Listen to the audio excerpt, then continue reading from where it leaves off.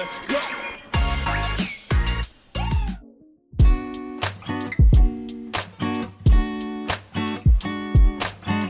Nous allons aborder la question de la productivité de l'agriculture urbaine. Il est très intéressant de se poser la question, parce que le sujet semble à la fois précis et général. Pour cette raison, détailler de quoi on veut parler exactement nous permet d'explorer toutes sortes de facettes de l'agriculture urbaine. Quand on parle de productivité, la définition la plus spontanée qui nous vient à l'esprit va être de se demander si l'agriculture urbaine a réussi à produire une grande quantité de légumes ou de fruits par exemple sur la surface disponible.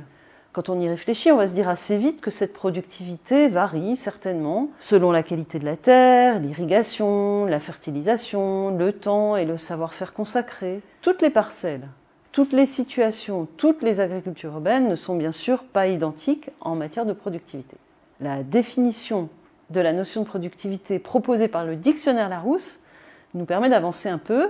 Elle s'appuie sur l'approche proposée par l'économie scientifique.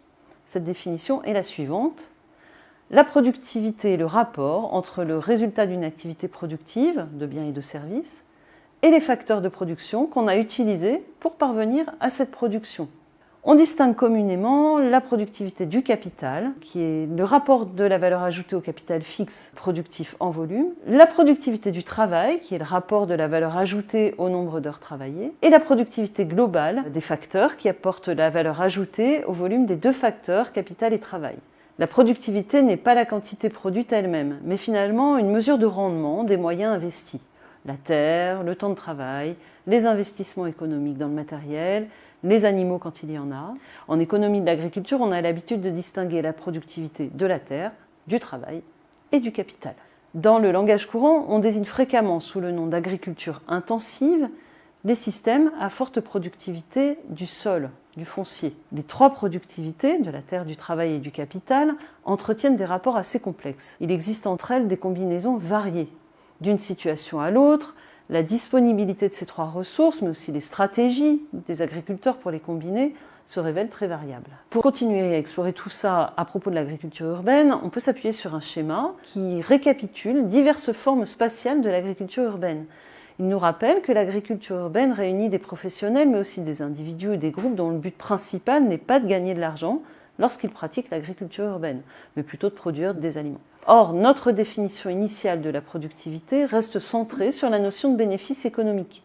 Comment les facteurs de production que j'ai investis, la terre, le travail, le capital, sont-ils rentabilisés par l'acte de production ? La notion de productivité se révèle donc peut-être un peu limitée pour couvrir l'étendue des stratégies observées en agriculture urbaine. Pour élargir la réflexion, la notion de multifonctionnalité de l'agriculture, et plus précisément de multifonctionnalité de l'agriculture urbaine, nous amène à pousser cette exploration un peu plus loin. La notion de multifonctionnalité de l'agriculture est née justement d'une perspective critique portée sur la notion de productivité de l'agriculture, telle qu'elle est définie par l'économie. Cette notion de multifonctionnalité de l'agriculture cherche à mettre en valeur le fait que tous les bénéfices fournis par une manière donnée de pratiquer l'agriculture ne sont pas des bénéfices directement économiques. Cette notion de multifonctionnalité nous rappelle que l'agriculture n'a pas pour seule qualité de produire des aliments en plus ou moins grande quantité et de plus ou moins bonne qualité. La notion de multifonctionnalité de l'agriculture nous rappelle que toute activité agricole a une influence directe sur la vie dans le territoire, autant du point de vue social du vivre ensemble que du point de vue écologique,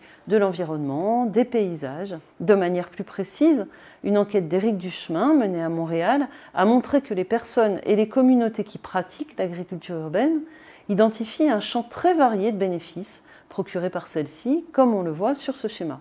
Il est alors assez logique de se demander aussi quelle est la productivité de l'agriculture urbaine dans ces divers domaines, en continuant à s'appuyer sur la définition initiale de la productivité, les moyens physiques, matériels, humains et économiques que nous avons investis, ont-ils permis d'augmenter la convivialité par exemple? Un accès juste et équitable à une alimentation saine a-t-il été possible?